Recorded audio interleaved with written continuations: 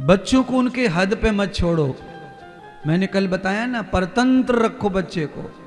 स्वतंत्र कर देंगे तो आप घंटी बजाते रह जाएंगे, बिल्ली भाग जाएगी, आपके पास कुछ नहीं रह जाएगा सिवाय रोने के। आप बच्चों को धन वैभव करोड़ों में मत तोलो, आप उन्हें संस्कार दो महाराज। संपत्ति उनकी है तब ही उनको मिलेगी, चाहे कितनी भी जोड़ के छोड़ जाना तुम। कितने लोग छोड़ गए महाराज। आप जितना भी इकट्ठा कर रहे हो वो बच्चों का ही है, ये मैंने मान लिया, आप भी जानते हैं। पर बच्चों की वो तब ही है जब उनके ललाट पर लिख के आया होगा कि ये इस पे बच्चों का हक है, तो आपके कागज पत्री सब कुछ धरे रह जाएंगे, संपत्ति भी पड़ी रह जाएगी।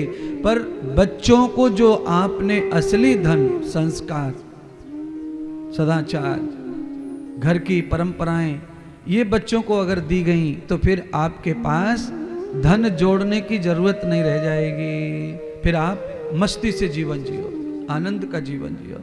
अपने धन को आज ही खर्च करो हाथों से। और खर्च करने का मतलब ये नहीं है कि आप उसे ऐसे दारू वालों को बांटते रहो, दिन भर शराबियों को बांटते रहो ना। यथार्थ जगह पर सेवा में लगाओ, जिनकी जहाँ जैसी जरूरत है वैसा परमार्थ करो। परमार्थ जिसको जैसी जरूरत है वैसी। बहुत लोग मर जाते हैं दवा के अभाव में। इतनी बीमारी है दुनिया में, अमीरों को, गरीबों को, पर गरीब का इलाज नहीं है। हमारे पास पड़ा है पर हम नहीं दे रहे किसी को। मर रहा है तो आप देख के तो देखो, उसे जिंदा करके तो देखो। आपके पैसा देने से वो अगर जीवित हो जाता है, वापस आ जाता है घर पे इलाज होकर, आपने बिल भर दिया, तो आपको जिंदगी भर सुकून मिलता है, पूरी जिंदगी सुकून मिलता है उस बात को याद कर करके।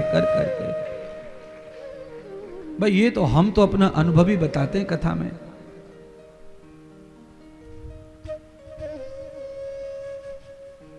कभी कभी हमारा मन भी बेचैन होता है, परेशान होता है, दुखी भी होता है।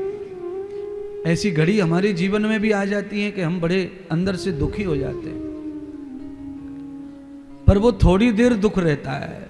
अचानक मेरी दूसरी रील घूमती है विवेक में आकर, और वो दूसरी रील ये घूमती है कि इंद्रदेव तू इस बात से दुखी क्यों हो रहा है।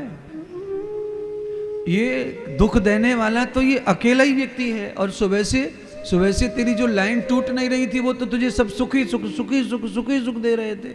इतने सुखिया दे, इतना आनंद, इतना सुकून देने वाले लोगों को एक दुख देने वाले के चक्कर में तो भुलाकर दुख में जाता है। नहीं, आप दिन भर जो सुकून लेते हैं अच्छे लोगों से, उसको अहमियत दो। कोई दुष्ट, कोई दुर्जन आपके साथ कोई घात करता है, आपको तकलीफ में डालता है, उसका ये दिमाग में ज्यादा सोचने की आवश्यकता नहीं है। बाहर आ जाएंगे, आगे बढ़े रहेंगे, स्वस्थ बने रहेंगे। और सबसे बड़ी बात है कि आपको किसी की मदद नहीं लेनी पड़ेगी, जैसे मैं नहीं लेता किसी की मदद। किस चीज में? संकट में, विपत्ति में, दुख में। और लेनी भी नहीं है, देने वाले बनो। सुख में जाओ, किसी के दुख में, विपत्ति में शामिल हो जाओ, पर किसी को शामिल मत करो। संकट में किसी को नहीं जोड़ना, संकट में जुड़ना। दुख आया है, कष्ट आया है, अम्मा जी, पापा जी, दादाजी, बुआ जी, भैया जी, सब आ जाओ, सब आ जाओ। क्या करेंगे सब आकर के? ये दुख बांटेंगे नहीं, 3 किलो दूध की चाय पी जाएंगे और लफड़ा घर में, चप्पल जूते की गंदगी छोड़ जाएंगे। इनमें से कोई नहीं है तेरी मदद वाला। तेरे को जो कैंसर हो गया है, इनमें से कोई नहीं ले जाएगा उसको, तुझे ही भोगना है वो। इसीलिए दुख को अकेले पचाने की हिम्मत करो और सुख बांटने की कोशिश करो। दुख आए तो सह लेना,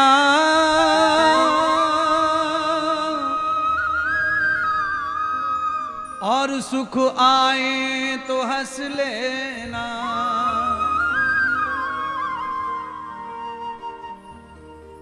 सुख दुख ही दुनिया के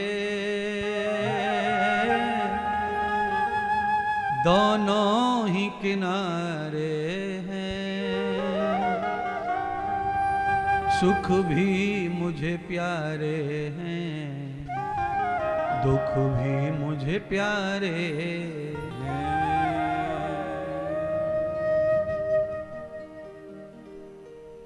आज ये गांठ मार लो ना, है? थोड़ा सा दुख आया सबको फोन लगा दिया, अपना दुख वहां तक पहुंचा देते हैं 1000 किलोमीटर तक।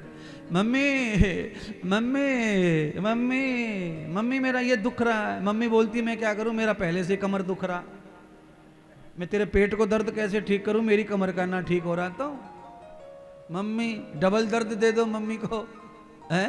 मम्मी पहले से बोझ के नीचे दबी पड़ी है ना। देने के लिए केवल दवा और दुआ होती है, दुख किसी को नहीं देना चाहिए। अच्छा भैया बताना, डॉक्टर क्या देते हैं, महात्मा साधु क्या देते हैं? दुआ। ये देने के लिए है, तो आप भी वही बनिए, दुआ देने वाले बनिए, दवा देने वाले बनिए, दया देने वाले बनिए, करुणा देने वाले बनिए और प्रेम देने वाले बनिए, ना कि ईर्षा घृणा। ये नहीं देना है, ये तो स्वयं ही झेलना है, अकेले अकेले झेलना है।